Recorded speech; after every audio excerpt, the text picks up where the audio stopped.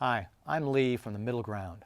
The Middle Ground, or TMG, is an online video think tank where ordinary people submit their own videos with their ideas to make things better.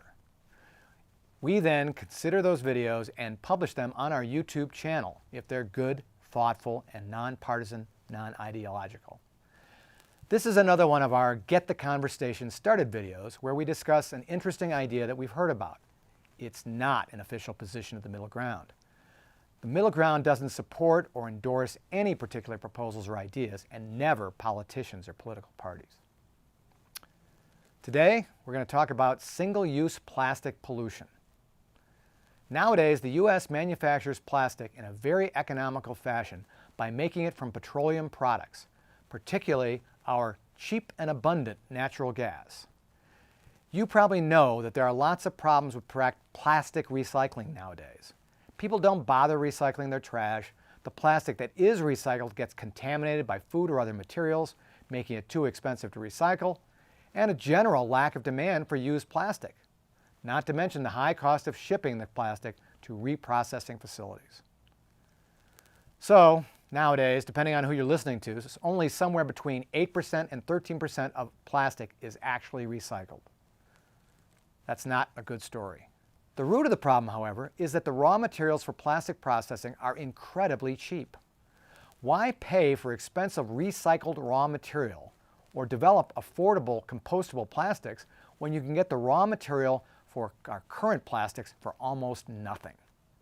Ironically, a lot of plastics manufacturing is now moving to the U.S. because of our plentiful, cheap natural gas.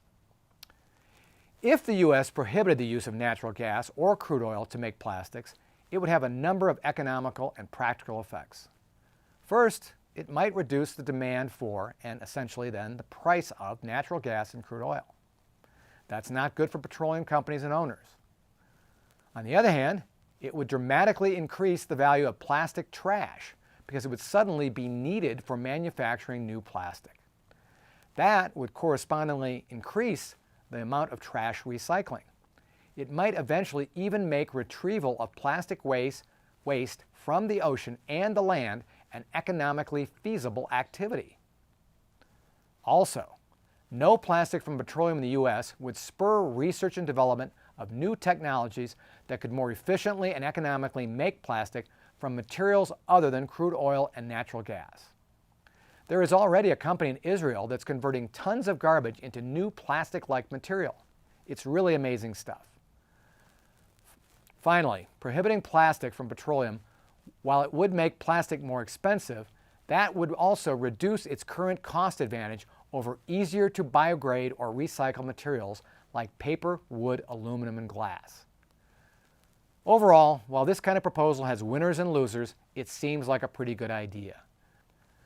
Like most big changes, the prohibition of making plastic from petroleum would have to be phased in over time, and certain types of plastic may need to include a portion of petroleum until new technologies are developed so that pure recycled materials could be used.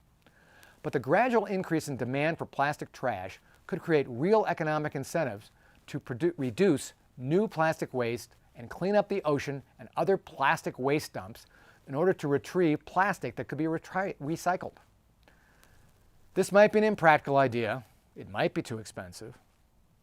I don't think so, but it might. That's not the point. The idea is to get you to start thinking about the problem and then send in your own video or video script for us to film.